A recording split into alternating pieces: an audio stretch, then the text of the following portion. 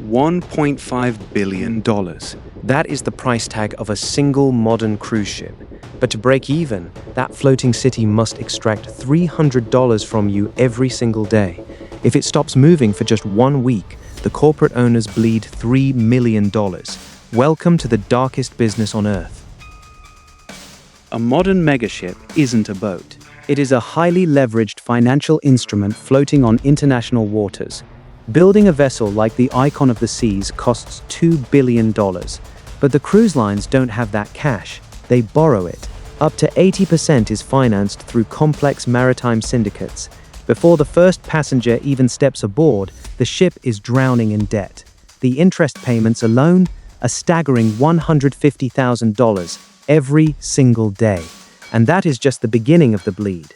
Heavy bunker fuel, the toxic sludge that powers these behemoths, burns through $70,000 every 24 hours.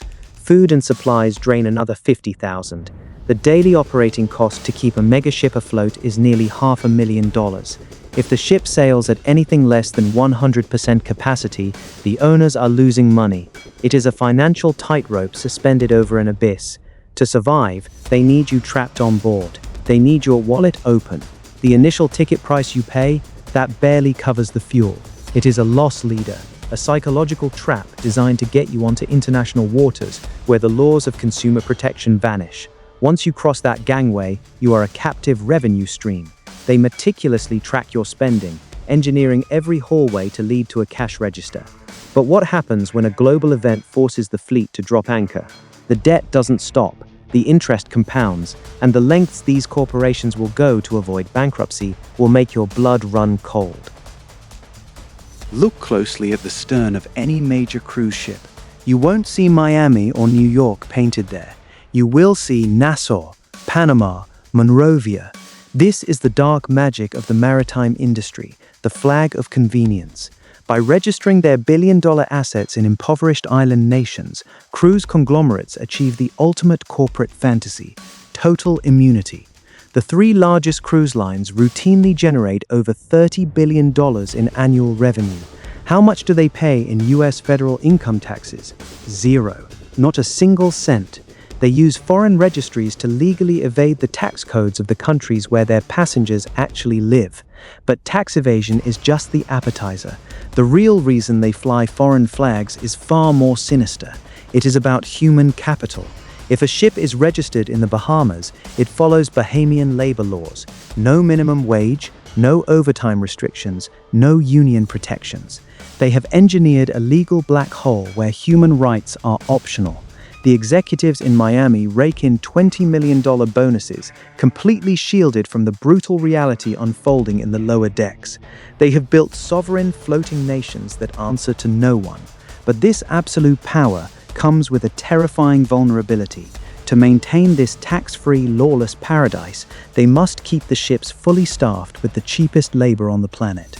And what they do to these workers is a closely guarded industry secret. A secret that is about to tear the hull wide open. Step below deck, past the velvet ropes and crystal chandeliers, into the windowless steel corridors of the crew quarters. This is the engine that keeps the billion-dollar debt machine running: human suffering. A megaship requires over 2,000 crew members to operate. If they paid American minimum wage, the entire economic model would instantly collapse. So, they hunt for desperation. They recruit heavily from developing nations, promising a life of travel and wealth. The reality is a nightmare. A cabin steward or a dishwasher signs a brutal 9-month contract. They work 14 hours a day, 7 days a week, 0 days off.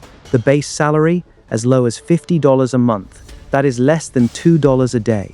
The cruise lines force the passengers to subsidize this slave labor through mandatory gratuities. If a passenger removes their automatic tips, the worker starves. The corporation assumes zero financial risk for their own payroll. If a worker gets sick, they are confined to a tiny cabin. If they complain, they are dropped off at the next port and blacklisted permanently. The turnover rate is staggering, but the supply of desperate labor is endless. The cruise lines save hundreds of millions of dollars a year by treating human beings as disposable machine parts. But this ruthless exploitation has created a toxic environment below deck, a pressure cooker of exhaustion and resentment, and eventually the pressure gets too high. The financial pressure to keep the ship profitable forces captains to make horrifying decisions. When fuel costs $70,000 a day, every drop matters, and getting rid of waste is expensive, so they cheat. We were ordered to wait until midnight. Once we hit international waters, we opened the valves and dumped thousands of gallons of raw sewage directly into the ocean. This isn't an accident. It is a calculated business strategy. The fine for illegal dumping is often cheaper than the cost of proper disposal at port.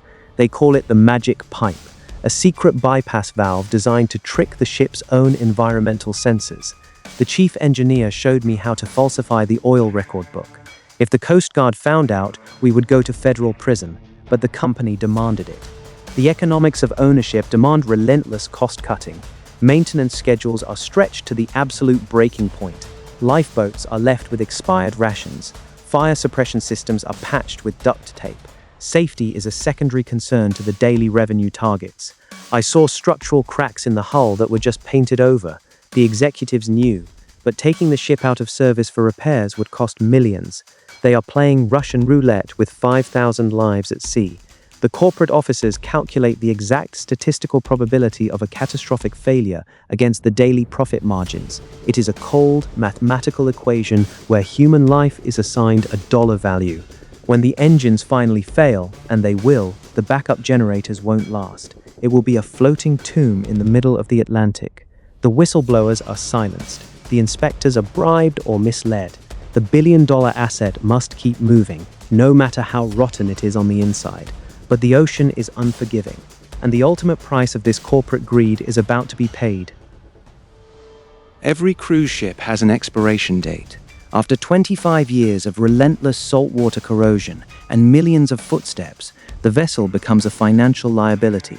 The maintenance costs finally eclipse the revenue. But the owners aren't done extracting value. They don't retire these ships, they condemn them. The final voyage doesn't end in Miami. It ends on the toxic, blood-stained beaches of Alang, India.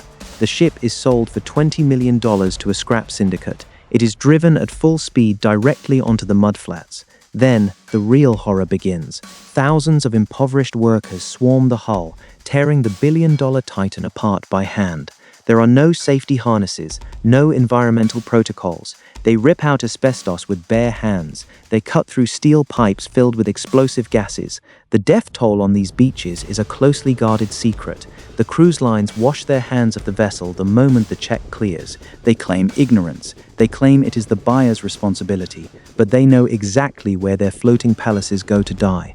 The entire economic life cycle of a cruise ship, from the predatory loans that build it, to the exploited labor that runs it, to the deadly beaches that destroy it, is a masterclass in corporate sociopathy. They have monetized every single drop of water and every ounce of human sweat. But the darkest secret of the cruise industry Isn't financial, it's physical.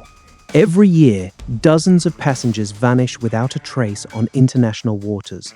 No police, no jurisdiction, no answers. The corporations know exactly what is happening to them, and the truth is worse than you can imagine.